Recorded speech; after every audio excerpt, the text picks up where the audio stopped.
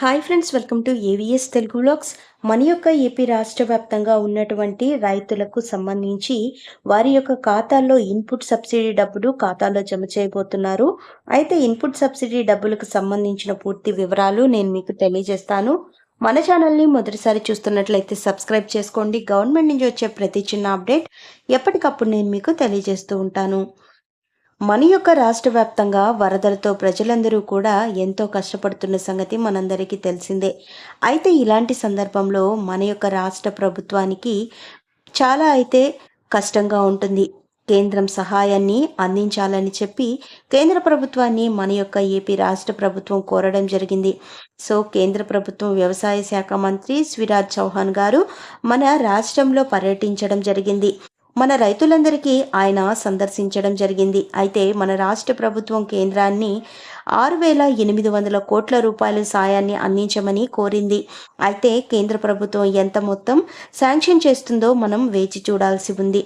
అయితే 341 కోట్లు రైతుల ఖాతాల్లోకి పంపించాలని చెప్పి ఇన్పుట్ సబ్సిడీ కింద రైతులకి పంట నష్ట పరిహారం కింద ప్రధానమంత్రి ఫసల్ బీమా యోజన కింద అందించాలని చెప్పి రాష్ట్ర ప్రభుత్వం కోరింది. 341 కోట్లు కేంద్రం ఇస్తే రైతుల ఖాతాల్లో 10,000 రూపాయల చొప్పున జమ అవుతుంది. రైతులు వేసిన పంటను బట్టి మీ యొక్క పొలానికి డబ్బులైతే జమ చేస్తారు. అలాగే మనకు పీఎం కిసాన్ సమ్మాన్ నిధి పథకానికి సంబంధించిన 18వ విడత డబ్బులను కూడా ఈ నెల చివరి వారంలో జమ చేస్తారు. మన యొక్క కేంద్ర ప్రభుత్వం ఇచ్చే పీఎం కిసాన్ డబ్బులు సంవత్సరానికి 6,000 రూపాయలు, విడతకి 2,000 రూపాయలు చొప్పున 3 విడతల్లో జమ చేస్తారు.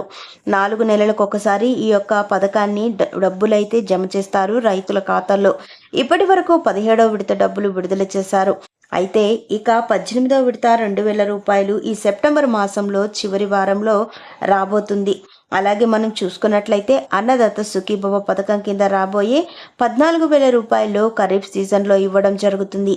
కేంద్ర ప్రభుత్వం 6,000 రూపాయలు, రాష్ట్ర ప్రభుత్వం 14,000 రూపాయలు, మొత్తం 20,000 రూపాయలు అయితే అన్నదాత సుఖీభవ పథకంలో భాగంగా అమలు చేస్తారు.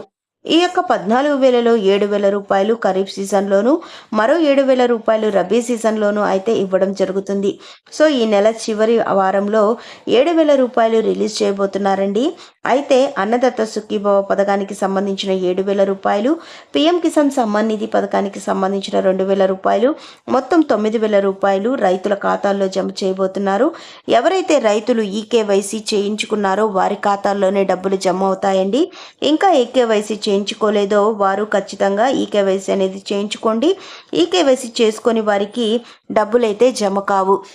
గతంలో చూసుకున్నట్లయితే గనక ఎవరైతే రైతులు ఈకేవైసీ చేయించుకోలేదో అలాంటి రైతులందరికీ 17వ విడత డబ్బులు అయితే జమ కాలేదు. చాలా మందికి అయితే ఖాతాల్లో డబ్బులు జమ కాకపోవడం వల్ల రైతులు చాలా ఇబ్బంది పడినటువంటి విషయం మనకు తెలిసిందే. అయితే ప్రతి ఒక్కరూ కూడా మీ యొక్క పంట పొలానికి సంబంధించి ఈకేవైసీ అనేది చేయించుకోండి. సో ఫ్రెండ్స్, చూసారు కదా, ఇదండి మనకు వచ్చినటువంటి లేటెస్ట్ అప్డేట్.